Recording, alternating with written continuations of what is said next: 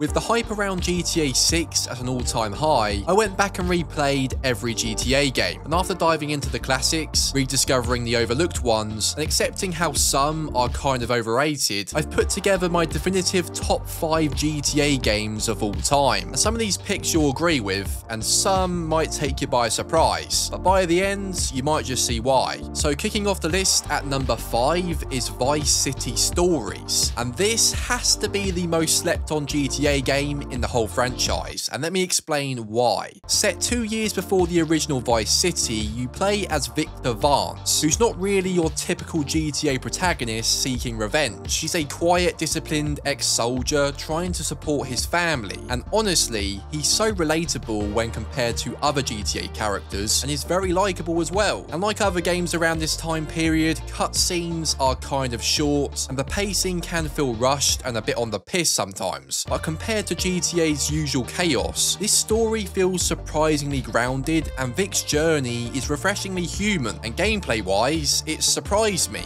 and it really ramps up the 80s vibe from the original Vice City to a whole new level, and some people think it does an even better job. Not only does it have better shooting and fighting mechanics than Vice City, it even has a whole new empire building mechanic that allows you to take over various businesses and defend them from gangs, and this was actually really cool at the time, and they did such a great job of building on Vice City in all the right ways, which is often slept on, and some say the soundtrack is even better, but I'm no 80s music nerd to properly judge that. But if you loved Vice City and never played this, it's safe to say you're gonna absolutely love it. Because it launched on the PSP, a lot of people missed this game entirely, but you can emulate it or grab it on the PS2 version at least. It's definitely not the most iconic GTA, but it feels like a hidden gem that almost no one talks about, and definitely deserves to be number 5. At number 4, it has to be Vice City. Not only is this game pure nostalgia for me and a lot of you watching, and was literally the first GTA I ever played, but it also holds up far better than it should, and certain revolutionary mods have made this a must-play in 2025. But first, Tommy Vercetti, played by the legendary Ray Liotta, rest in peace, is a character who will be remembered for a long time, with his Scarface feel, piss bright shirts, and iconic 80s vibe that would make any 50-year-old cuck cry.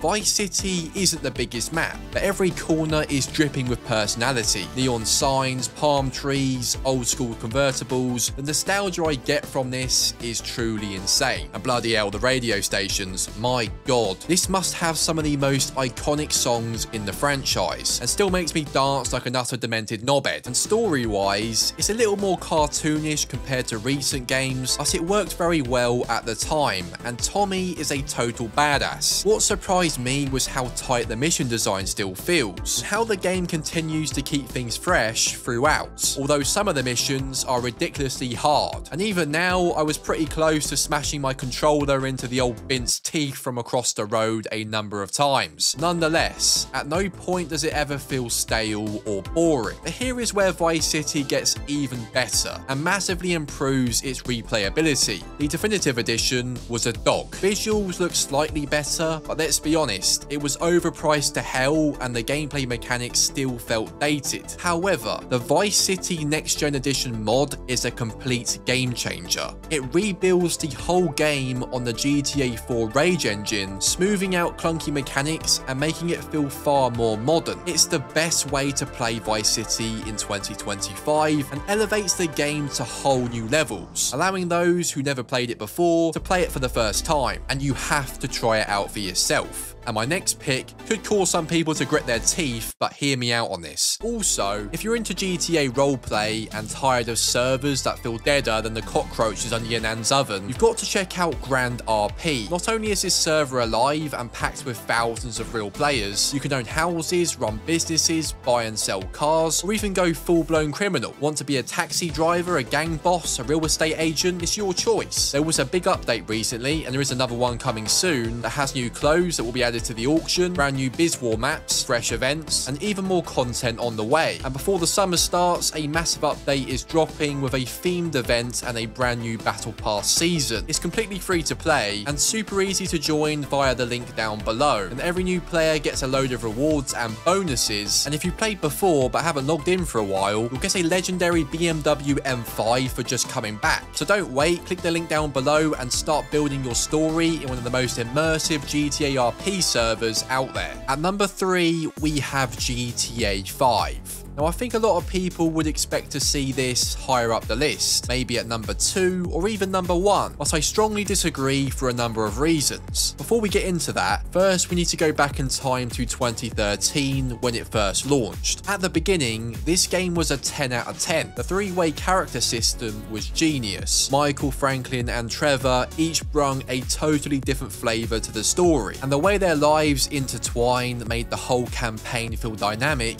even on a replay. It was totally unique and kept things fresh, although in some ways this mechanic held back the story from being as in-depth and emotional as previous games in the series, as it was juggling 3 characters at once. But I think the three-way gameplay made up for it at the time, especially during missions that used the mechanic to its full potential. It was pretty incredible, and for those who don't believe GTA 6 will look anything like the trailer on a base PS5, just remember this game used to run on an Xbox 360 and PS3 with shitter specs than your nan's landline. Yeah, the FPS was like looking at a flipbook, but it was great at the time. The open world of Los Santos and Blaine County felt so fresh, as we were limited to just a city before this game. The ability to fly planes again was great, and the various vehicle types was amazing. Shooting mechanics felt far better than before and more polished. I'm not gay.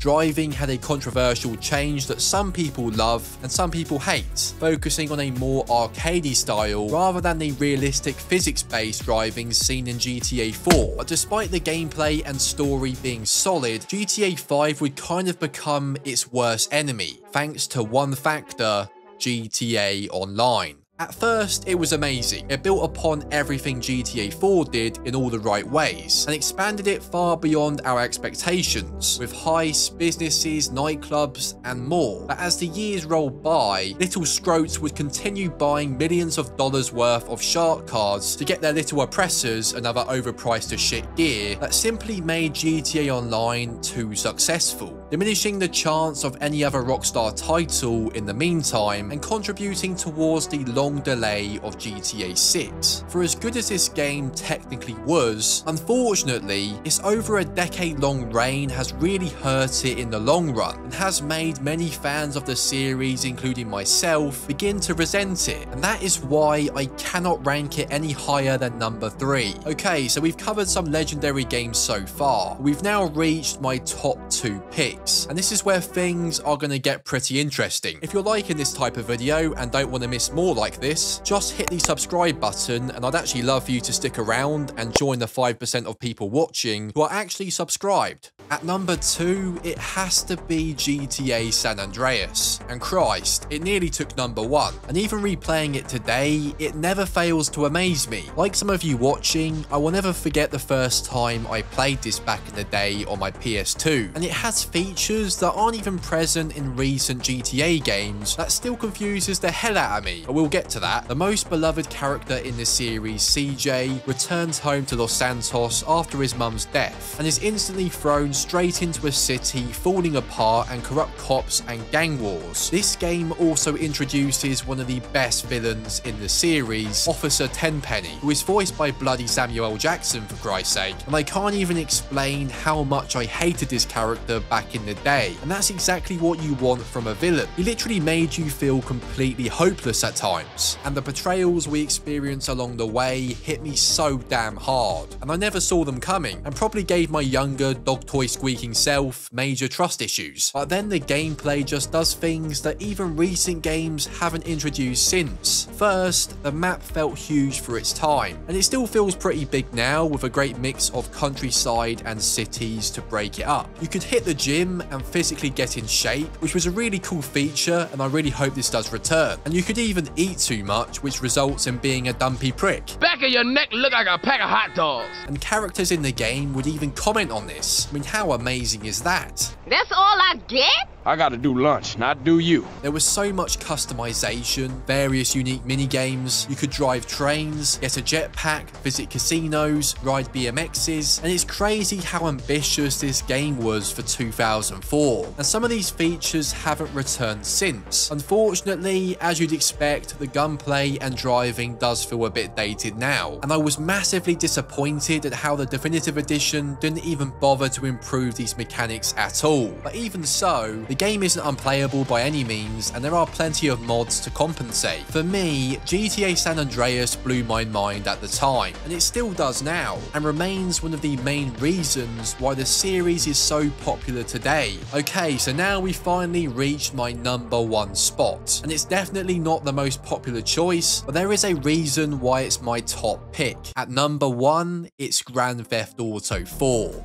Now, I already know this might be a shock to some people. GTA 4 doesn't have the biggest map, it's not the flashiest, and it doesn't have a super expansive GTA Online mode designed to drain wallets pissless. But what it does have more of compared to all the others is soul and insane depth. Honestly, this game just hits different for me, and here is why. So first, let's talk about Liberty City, and wow, I've never experienced a map that delivers such an atmosphere. The gritty and uneasy feeling of exploring the city is hard to explain, and hasn't been replicated since, with NPCs that act surprisingly realistic even by today's standards, along with incredible attention to detail, various enterable interiors to help build immersion that was massively reduced in GTA 5, Go fuck yourself. the ability to twat items at heads, and even a fully functional and well thought out subway system that you can even travel on. It's a setting like no other. And then there's Niko Bellic, who's maybe the most human protagonist Rockstar have ever written, and truly feels unique compared to all the rest. Niko is broken. He's trying to escape a dark past whilst drowning in the same cycle of crime he came to America to avoid. It matches the heavy and dark tone of the city, and every choice, every betrayal, and every moment hits harder than anything in GTA 5. Some of the characters in the game, such as Roman, may seem like a cartoony bowling addict bellend on the surface, but as the game progresses, you realise how broken they actually are, and how the city is swallowing them up one by one. It's actually quite heartbreaking when you think about it, and you begin to deeply care about these characters. Then there's the gameplay, which holds up far better than you might think. Gunplay is massively improved since San Andreas, and feels very responsive and satisfying even today, with lots of different weapons to choose from. The driving isn't for everyone, some prefer it to GTA 5 and others don't, but it's more physics based and requires way more skill to drive fast throughout the city, which I personally prefer as it feels far more rewarding at high speeds. And when you do crash, this is when you'll witness easily the best physics in the entire GTA series. For whatever reason, GTA 5 seriously went backwards in this regard. Flying through the windscreen will never get old in this game.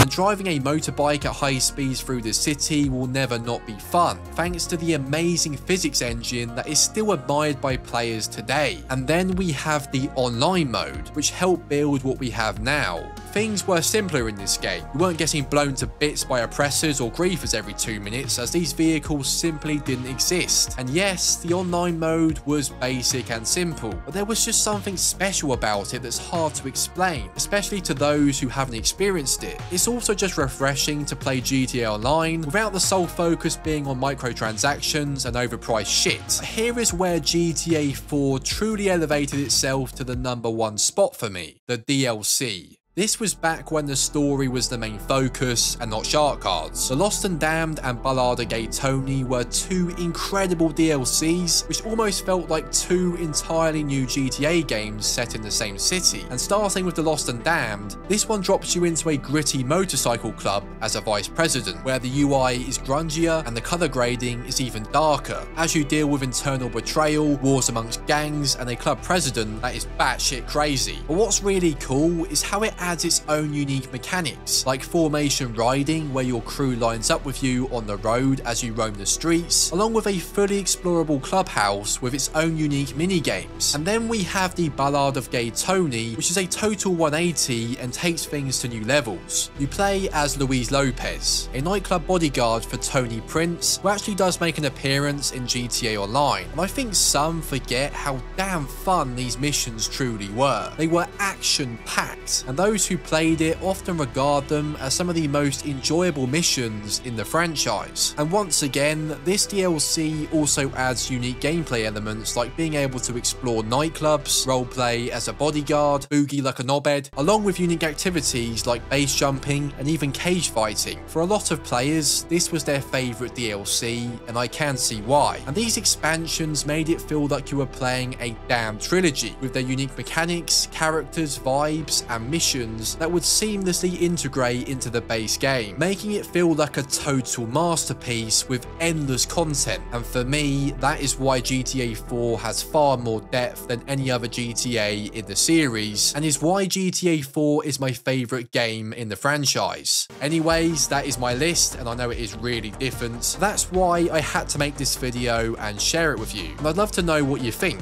Do you agree? Let me know your top 5 GTA games in the comment section down below. And to see me rank the top 5 Assassin's Creed games of all time, which is also pretty interesting as I think it's very different to other lists here on YouTube, make sure to click the card on screen. You don't want to miss this. Thank you for watching as always, and I'll see you next time.